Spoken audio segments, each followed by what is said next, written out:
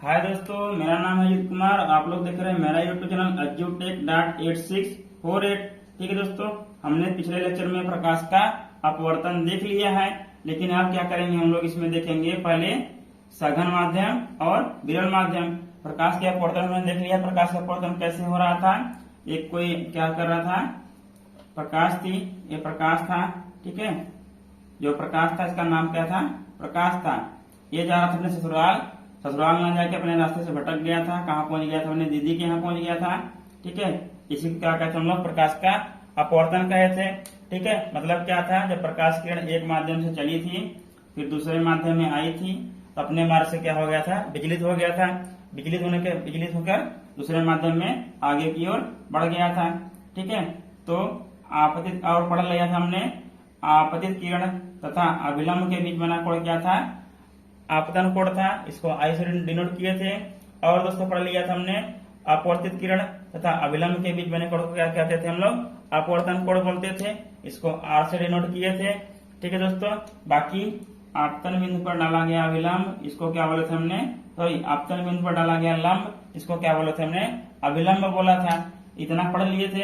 अब क्या करेंगे दोस्तों हम लोग, अब पढ़ेंगे सघन माध्यम क्या होता है और विरल माध्यम क्या होता है। दोस्तों आपसे अगर हम पूछे कि एक माध्यम कांच है और एक माध्यम वायु है, इसमें से सघन कौन सा होगा और विरल कौन सा होगा। मतलब सघन मतलब क्या होता है दोस्तों, पूरा एकदम जंजाल भरा हुआ, ज्यादा हार्ड, ज्यादा ठोस। मतलब सघन मतलब ज्यादा सॉलिड, जिनके कण पास पास हो। विरल मतलब क्या होता है, फैला हुआ। क्या होता है, फैला हुआ। अब देखिए, अब क्या यहाँ पे हमने वायु दे दिया। अब पूछे हम आपसे, वायु सघन माध्यम है विरल माध्यम है, तो वायु देखेंगे कहीं दिखता नहीं, देखिए पूरा फैला हुआ है, ये क्या हो जाता है, विरल माध्यम। कांच क्या होता है, इसके जो कण होते हैं बहुत पास पास होते हैं, क्या होता है, ठोस होता है। क्या होता है, ठोस होता है। ठीक है, इसलिए क्या होता है, ये सघन माध्यम होता है। ठीक है, अब हम पूछे, अब देते हैं हम आपको जल देते हैं। ठीक है, यहाँ जल देते हैं, यहाँ फिर से क्या देते हैं आपको, वायु देते हैं। ठीक है, अब क्या हो जाएगा दोस्तों, देखिए वायु क्या है, फैला हुआ है, वायु के कण बहुत दूर दूर है, जल के कण इसकी अपेक्षा, वायु की अपेक्षा क्या है, पास पास है। क्या है, पास पास है। इसलिए वायु की अपेक्षा जल भी क्या होगा, एक सघन माध्यम होगा। क्या होगा दोस्तों, सघन माध्यम होगा। लेकिन कांच से जल के कण क्या होंगे, दूर दूर होंगे। अब मान लीजिए हमने तीसरे में क्या दे दिया, कांच दे दिया, पहला कंडीशन था। ठीक है, ये दूसरा कंडीशन था। तीसरे कंडीशन में क्या करते हैं दोस्तों, आप लोगों को हम दे देते हैं कांच। ठीक है, और इधर दे देते हैं वायु। ठीक है, सॉरी कांच, इधर दे देते हैं जल। क्या दे देते हैं, जल। अब दोस्तों आप लोग जानते हैं, ठोस के कण जो द्रव होते हैं उनसे, उनकी अपेक्षा क्या होता है, पास पास होते हैं। मतलब ठोस के कण ऐसे होंगे। ठीक है, पास पास होंगे, एकदम सटे हुए होंगे। तो जो जल के कण होंगे, द्रव के कण होंगे, क्या होंगे, थोड़ा उनसे दूर दूर होंगे, ठोस की अपेक्षा दूर दूर होंगे। मतलब अब हम लोग कंपेयर करेंगे जल और कांच में, तो जल क्या हो जाएगा हमारा, विरल माध्यम हो जाएगा। क्या हो जाएगा, विरल माध्यम हो जाएगा, मतलब पतला माध्यम हो जाएगा। और कांच क्या हो जाएगा, सघन माध्यम हो जाएगा। क्या हो जाएगा, सघन माध्यम हो जाएगा। इसी प्रकार आप लोग क्या करेंगे दोस्तों, सबको क्या करेंगे, अलग अलग कैटेगरी में बांट लेंगे। क्या करेंगे, बांट लेंगे। आप लोग खुद से अपना सेंस लगाएंगे। ठीक है, आप क्या करें, फिर से मान लीजिए हम क्या दे दें आपको, इधर कांच दे दें फिर से, और इधर क्या दे दें, तेल दे दें। क्या दे दें, जल के स्थान पर क्या करें, तेल दे दें। आपको हमने तेल दिया। ठीक है, आपको हमने क्या दिया, तेल दिया। अब देखिए क्या हुआ, यहाँ पे देखिए कांच के क्या होंगे, फिर से क्या होंगे, एकदम पास पास होंगे इसके कण।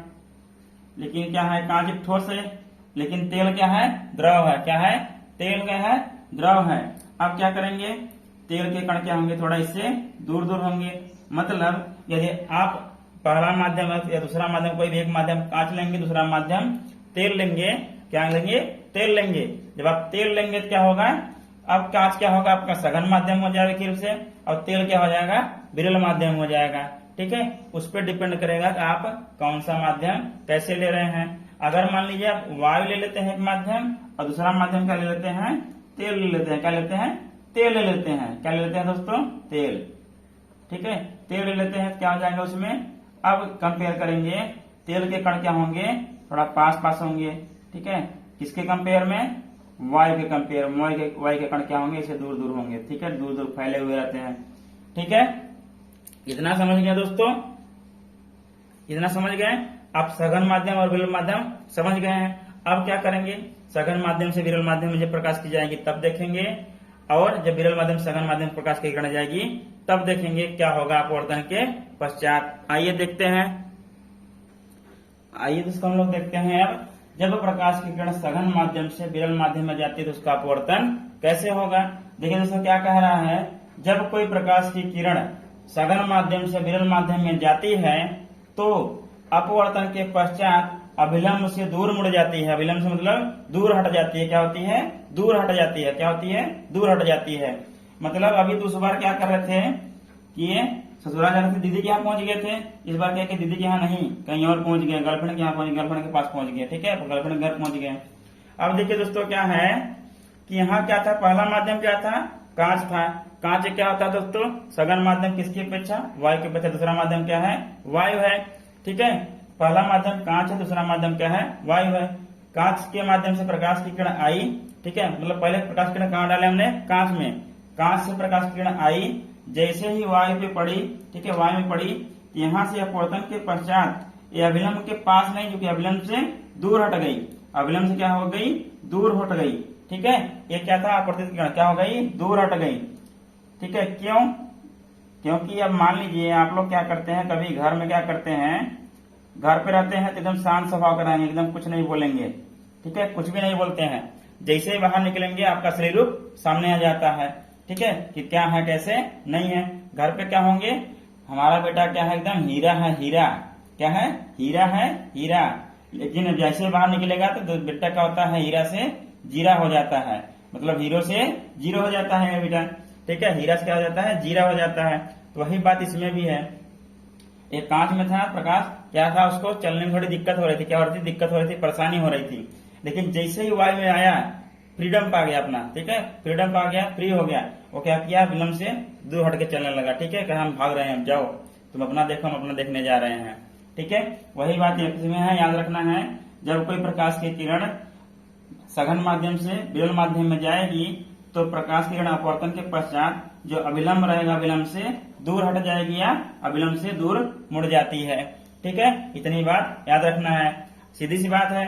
इधर क्या था, रास्ता अपना सकरा था, हम लोग क्या करते एकदम धीरे धीरे आराम से आ रहे थे। सकरा था तो आराम से आ रहे थे, पतला रास्ता था एकदम।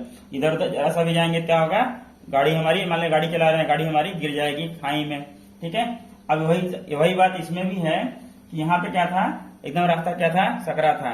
ठीक है, अब जैसे हमको रास्ता चौड़ा मिला, हम क्या किए, और थोड़ा साइड ले लिए। क्या कर लिए, साइड ले लिए। ठीक है, मतलब और दूर हट गए थोड़ा सा, ताकि सेफ चले। वही बात इसमें भी है, सघन माध्यम में रास्ता सकरा था, जैसे विरल माध्यम में थोड़ा हम लोग दूर हट गए, थोड़ा आराम से चलते हैं। ठीक है, दूर हट गए, थोड़ा अच्छे चलते हैं, सेफ चलते हैं। ठीक है, वही बात इसमें भी है। बस इतना याद रखना है, जब कोई प्रकाश की किरण सकरा रास्ता रहेगा तो आप धीरे धीरे आएंगे। जैसे आपको रास्ता चौड़ा मिलेगा तो आप क्या करेंगे, उधर हट जाएंगे, थोड़ा दूर हट जाएंगे, ताकि आप सेफ हो जाएं। ठीक है, वही इसमें प्रकाश किरण कहा, कांच था, सघन माध्यम था, उसमें प्रकाश किरण धीरे धीरे आराम से आया इधर। जब यहाँ से अपवर्तन हुआ, अपवर्तन के बाद क्या हुआ, दूर हट गया। क्यों, क्योंकि यहाँ वायु था, विरल माध्यम था, तो थोड़ा फैल गया, थोड़ा दूर हट गया। प्रकाश किरण क्या हो गया, विलंब से दूर हट गया। ये चीज आप लोग याद रखेंगे कि जब कोई प्रकाश की किरण सघन माध्यम से विरल माध्यम में जाती है या प्रवेश करती है तो अपवर्तन के पश्चात और विलंब से दूर हट जाती है। क्या होती है, दूर हट जाती है। आइए दूसरा वाला देखते हैं, जब विरल माध्यम से सघन माध्यम में जाएगा तब क्या होगा। अब देखिए दोस्तों, जब कोई प्रकाश की किरण विरल माध्यम से सघन माध्यम में प्रवेश करती है, सघन माध्यम में जाती है तो अपवर्तन के पश्चात अभिलंब की ओर मुड़ जाती है। अभिलंब की ओर मुड़ जाती है, मतलब अभिलंब के पास आ जाती है। क्या आ जाती है, पास आ जाती है।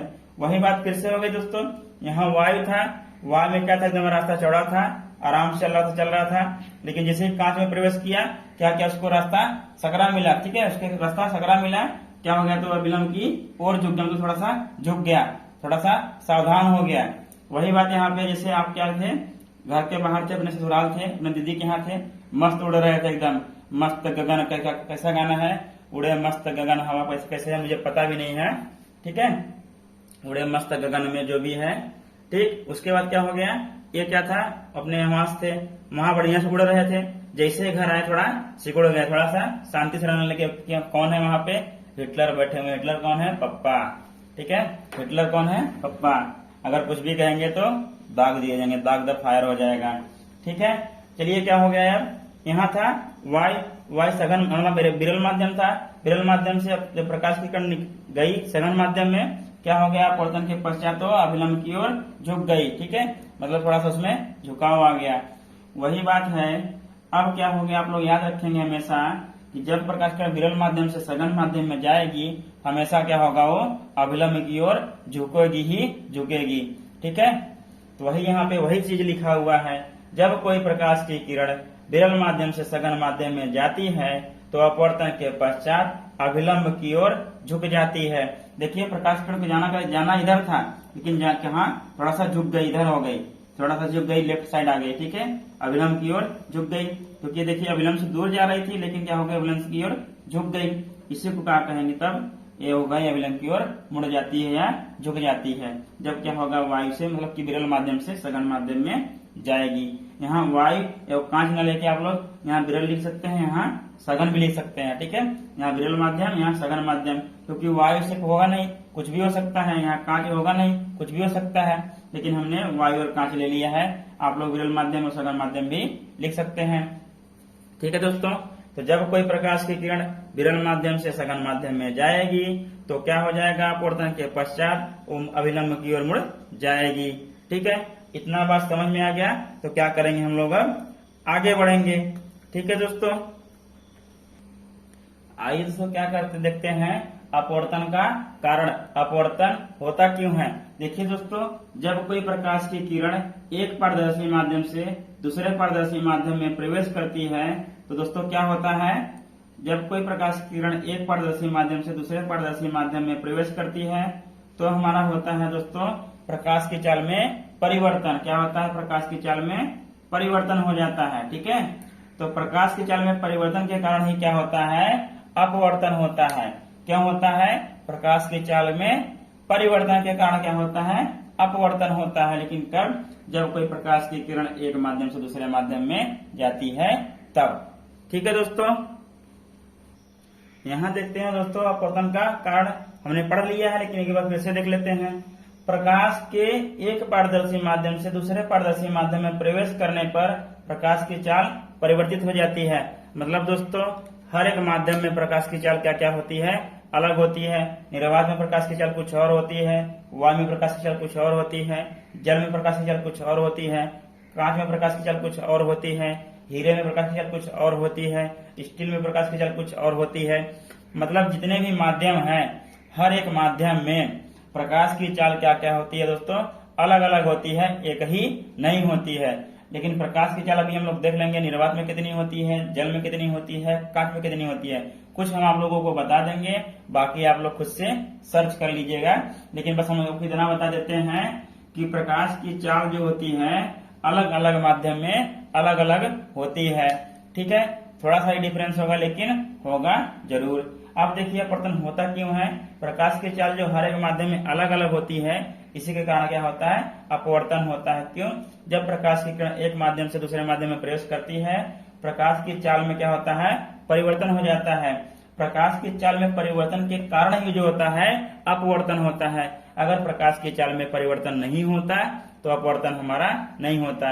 यदि प्रकाश की चाल सभी माध्यमों में एक होती, एक समान होती, तो क्या होता, हमारा प्रकाश का अपवर्तन नहीं होता। लेकिन क्या होता है दोस्तों, प्रकाश की जो चाल होती है हर एक माध्यम में अलग अलग होती है। वायु में कुछ और होगा, निर्वात में कुछ और होगा, और जल में कुछ और होगा, कांच में कुछ और होगा। प्रकाश में जो मतलब कि प्रकाश के चाल में जो ये परिवर्तन हो रहा है हर एक माध्यम में प्रवेश करने पे अलग अलग माध्यम में अलग अलग है, उसी के कारण हमारा क्या होता है दोस्तों, प्रकाश का अपवर्तन होता है। दोस्तों क्या होगा, ये बात आप लोगों को हर कोई नहीं बताएगा।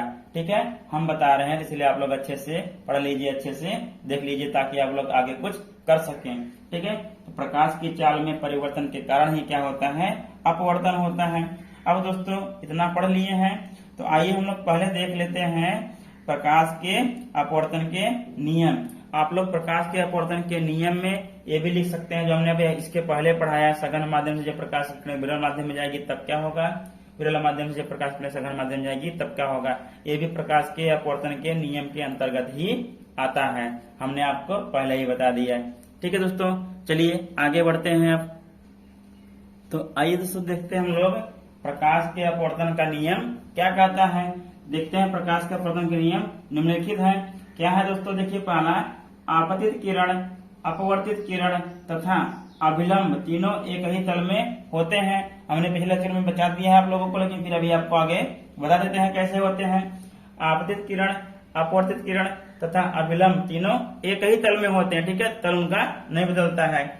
और देखिए दूसरा क्या है, आपतन कोण की ज्या, ज्या मतलब होता है दोस्तों साइन, क्या होता है, साइन।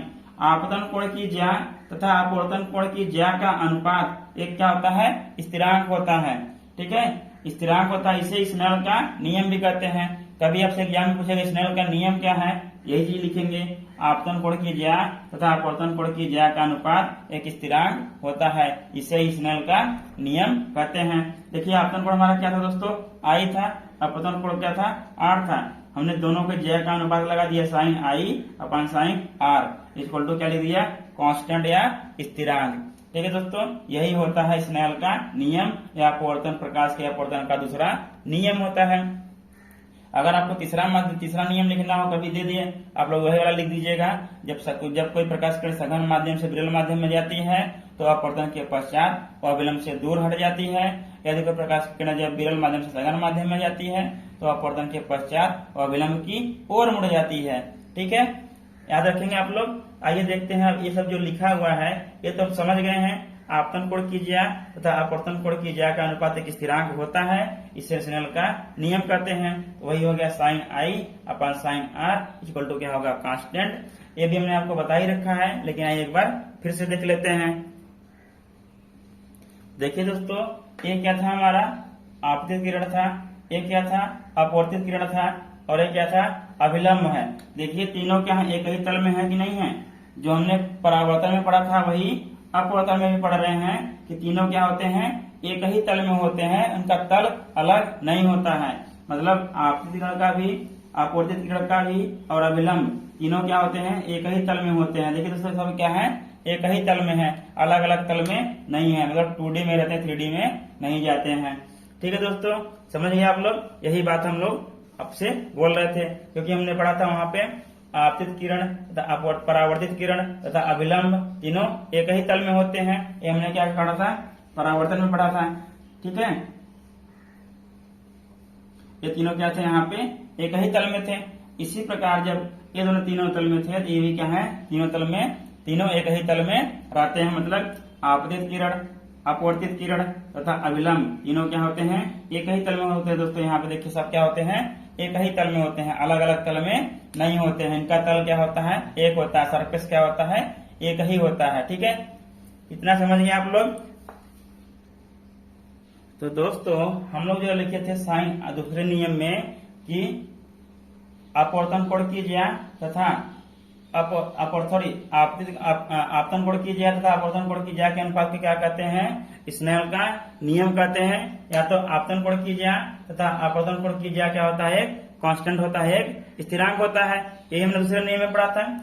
अब उसको स्थिरांक को क्या लिखेंगे दोस्तों, हम लोग म्यू से लिख देते हैं। ठीक है, इस म्यू को लिख देते हैं, मतलब क्या हो गया, ये कांस्टेंट हो गया। क्या है ये, म्यू क्या है, जहाँ कांस्टेंट है। ठीक है, जो कांस्टेंट हमने लिखा था, कांस्टेंट का हमने क्या लिख दिया, म्यू लिख दिया। मतलब आपतन कोण की ज्या तथा अपवर्तन कोण की ज्या एक स्थिरांक होती है, और उस स्थिरांक कौन सी है, म्यू है। ठीक है, म्यू लेटर ले लिया है ग्रीक अक्षर से बस। ठीक है, और कुछ नहीं है। अब देखिए ये जो म्यू है ये क्या होता है, स्थिरांक दूसरे माध्यम का पहले माध्यम के सापेक्ष स्थिरांक कहते हैं इसको। दूसरे माध्यम का पहले माध्यम के सापेक्ष स्थिरांक कहते हैं। मतलब क्या हो गया, अगर ये माध्यम 2 है, ये माध्यम 1 है, मतलब माध्यम 1 से माध्यम 2 में प्रकाश की किरण जब जा रही है, ठीक है, माध्यम 2 से जब माध्यम 1 में प्रकाश की किरण क्या हो रही है दोस्तों, जा रही है, तो उसे क्या कहेंगे, माध्यम 2 के सापेक्ष माध्यम 1 का स्थिरांक कहेंगे। किसको, म्यू को। माध्यम 2 के सापेक्ष माध्यम 1 का, जो माध्यम दूसरा रहेगा उसको पहले लेंगे और जो माध्यम पहला रहेगा उसको बाद में लेंगे। बस इतना याद रखना है। दूसरे को पहला, पहले को दूसरा करना है, मतलब दूसरे माध्यम के सापेक्ष पहले माध्यम का स्थिरांक। ठीक है, इतना समझ में आएगा आप लोगों को। इसको हम लोग आइए लिख भी लेते हैं। तो दोस्तों ये हम कह रहे थे जो म्यू है तो दूसरे माध्यम के सापेक्ष पहले माध्यम का क्या है, स्थिरांक है। ठीक है, इसको लिखना होगा, क्या लिखेंगे, ऐसे लिख सकते हैं और इसको और भी लिख सकते हैं। आपको और सुधारना है तो आप लोग लिखेंगे sine i upon sine r equal to mu two one. जब म्यू टू वन लिख देंगे मतलब दूसरे माध्यम के सापेक्ष पहले माध्यम का स्थिरांक, ये हो जाएगा म्यू टू वन हो जाएगा, तब कोई कंफ्यूजन नहीं रहेगी। ठीक है, ऐसे ही पढ़ेंगे इसको। दूसरे माध्यम के सापेक्ष पहले माध्यम का स्थिरांक है sine i upon sine r equal to दूसरे माध्यम के सापेक्ष पहले माध्यम का स्थिरांक। उसको शॉर्टकट में क्या लिखेंगे, mu two one. Mu two one, mu 21 पढ़िएगा आप लोग, ये 21 नहीं, म्यू टू वन, या तो टू म्यू वन लिख दीजिए, या तो आपको ऐसे नहीं लिखना आता है तो ऐसे लिख दीजिए, तब पर भी क्या हो जाएगा, सही रहेगा। ठीक है, सही रहेगा, लेकिन आपको इसको हिंदी में लिखना भी पड़ेगा, जहां mu two mu one equal to क्या हो जाएगा, दूसरे माध्यम के सापेक्ष पहले माध्यम का स्थिरांक हो जाएगा। दोस्तों हमने आपको भी बताया हुआ था कि हर एक माध्यम में प्रकाश की चाल क्या होती है, अलग अलग होती है। देखिए जैसे वायु में प्रकाश की चाल क्या होती है, 3.0 इंटू 10⁸ मीटर प्रति सेकंड होती है। तो पानी में प्रकाश की चाल कितनी होती है, 2.25 इंटू 10⁸ मीटर प्रति सेकंड होती है। इसी प्रकार देखिए दोस्तों कांच में प्रकाश की चाल क्या होती है, 1.8 इंटू 10⁸ मीटर प्रति सेकंड होती है। देखिए दोस्तों सभी माध्यम में प्रकाश की चाल क्या है, अलग अलग है। लेकिन प्रकाश की चाल अलग अलग है कैसे और ये आया कैसे, इसको हम लोग क्या करेंगे, अभी जो अपवर्तन पढ़ रहे हैं प्रकाश का अपवर्तन, इसके बाद पढ़ेंगे प्रकाश का अपवर्तनांक। उसमें क्या करेंगे, ये सब देखेंगे हम लोग, गणना भी करेंगे, इसका कैलकुलेशन भी करेंगे कैसे आया, कहां से आया। बस अभी के लिए आप लोग क्या कीजिए, इसको नोट डाउन कर लीजिए और देखते रहिए। और क्या करेंगे, नेक्स्ट लेक्चर में हम लोग पढ़ेंगे अपवर्तनांक वगैरह, जब पढ़ेंगे तब उसमें देखेंगे कैसे ये सब प्रकाश की चालें आ रही हैं, अलग अलग प्रकाश की चाल कैसे आया, कहां से आया। ठीक है दोस्तों, अगर ये वीडियो आप लोगों को पसंद आया हो प्लीज लाइक कीजिएगा, सब्सक्राइब कीजिएगा, अपने दोस्तों में जरूर शेयर कीजिएगा। ठीक है दोस्तों, धन्यवाद।